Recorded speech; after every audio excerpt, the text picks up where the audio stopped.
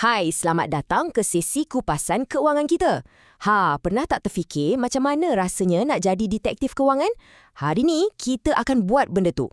Kita nak bongkar satu misteri besar dalam bisnes. Kenapa syarikat yang nampak untung berjuta-juta di atas kertas, tiba-tiba boleh gulung tikar? Jom kita sama-sama singkap realiti sebenar di sebalik nombor-nombor ni. Okey, ni peta siasatan kita untuk kupasan kali ni.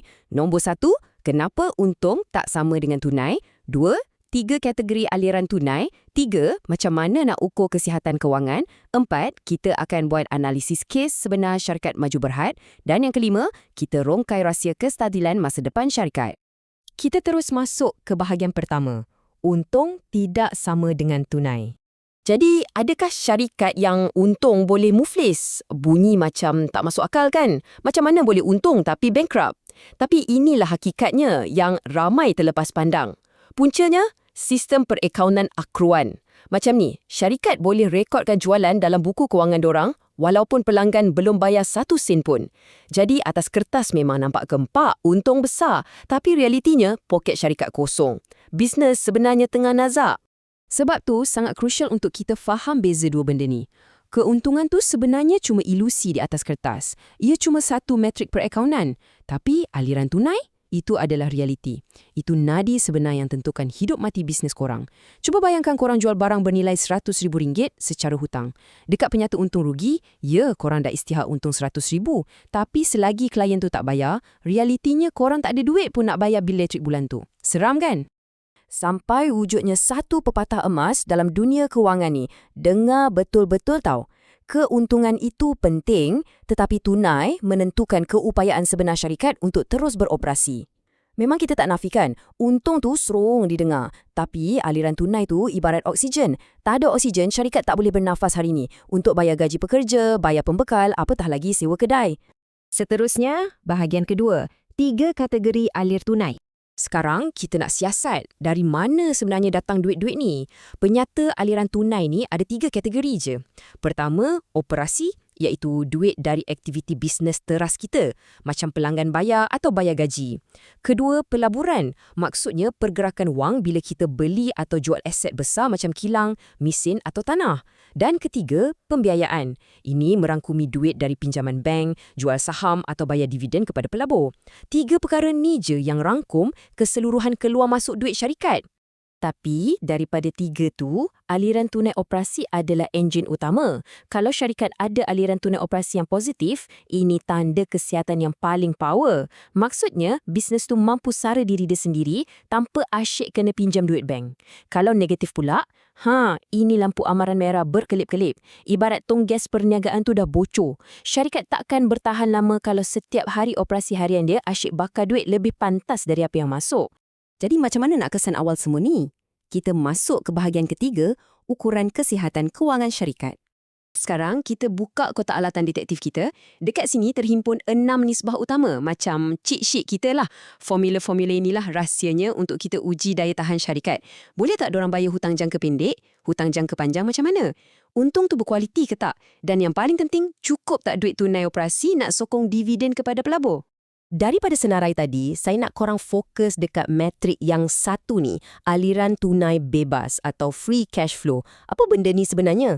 Senang cerita, ia adalah baki duit cash yang tulen yang masih tinggal selepas tolak kos operasi dan kos perbelanjaan modal macam beli mesin baru. Kenapa benda ni game changer? Sebab ini tunjukkan kebebasan dan fleksibiliti syarikat. Kalau ada lebihan duit ni, syarikat bebas nak buat apa saja. Nak kembangkan bisnes, selesaikan hutang atau manjakan pelabur. Jom kita uji formula ni di alam realiti dalam bahagian keempat, analisis syarikat maju berhad. Masa untuk beraksi. Mari kita teliti data kewangan mentah syarikat maju berhad ni. Sekali imbas, nampak cantik.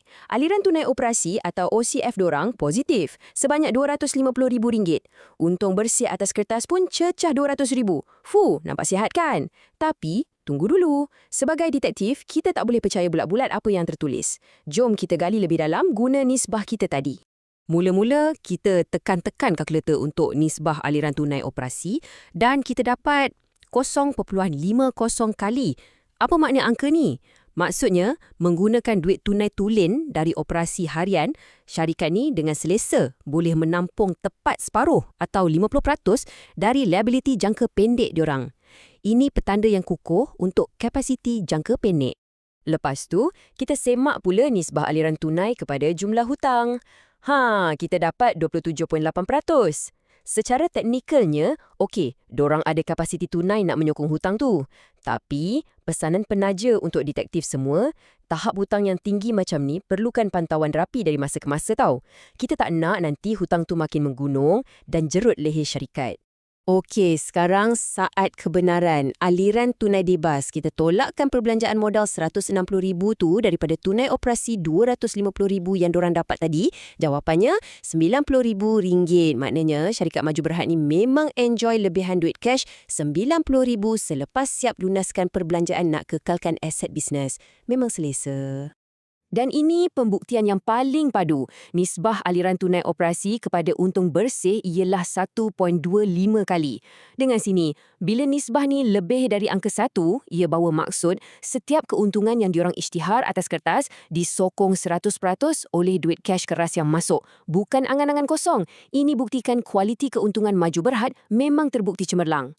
Seterusnya, bahagian kelima, rahsia kestabilan masa depan. Dari analisis tadi, kita sebenarnya dah boleh baca pola gambaran besar masa depan sesebuah syarikat. Syarikat yang kebal dan matang ada rentak yang sangat konsisten. Operasi dorang sentiasa positif. Duit ni dorang guna untuk melabur dan besarkan kapasiti bisnes, jadi aliran tunai pelaburan tu jadi negatif. Jangan panik, negatif kat sini sangat bagus. Pembiayaan dorang pun biasanya negatif sebab dorang tengah sibuk gunakan untung tadi untuk lupuskan hutang atau agihkan dividen. Ini pola perniagaan yang sangat kukuh. Tapi, berhati-hati kalau korang terjumpa corak amaran macam ni. Bayangkan, syarikat tak buat duit langsung, operasi dia negatif. Tiba-tiba pelaburan dia positif, pembiayaan pun positif. Tahu tak apa maksud tersirat ni? Syarikat ni berkemungkinan besar terpaksa gadai dan jual aset-aset berharga. Lepas tu, buat pinjaman hutang baru secara agresif semata-mata nak bagi bisnes tu bernafas untuk hari ni. Ibarat gali lubang, tutup lubang. Seram kan? Jadi, sebelum kita berpisah, mari kita elakkan beberapa perangkap biasa ni. Kesilapan nombor 1, tolonglah jangan samakan untung atas kertas dengan tunai di tangan. Kedua, jangan asyik tersenyum tengok baki tunai akhir tahun banyak, tapi tak kaji dari mana datang duit tu. Entah-entah semuanya dari pinjaman bank yang kena bayar balik.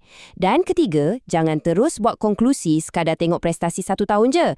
Kena tengok trend dari tahun ke tahun. Suka untuk saya ingatkan korang semua ayat power ni. Keuntungan cuma tunjukkan prestasi atas kertas. Tapi, aliran tunailah yang buktikan keupayaan sebenar syarikat untuk hidup, bergerak dan berkembang. Di penghujung hari, kertas peakauntan tu cuma satu teori, tapi kelangsungan nyawa sesebuah perniagaan tu sebenarnya bergantung penuh pada aliran tunai. Jadi, saya tinggalkan anda dengan cabaran minda ni. Cuba renungkan balik. Saham pelaburan atau perniagaan korang kat luar sana. Keuntungan luar biasa yang sering dicanang tu, adakah ia disokong oleh aliran tunai sebenar ataupun sekadar nombor ilusi di skrin komputer? Jangan mudah terpedaya dengan angka perakaunan. Jadilah pelabur yang tajam minda. Terima kasih sebab sudi meluangkan masa dalam sesi kupasan kita kali ini. Teruskan menyiasat kewangan anda dan jumpa lagi.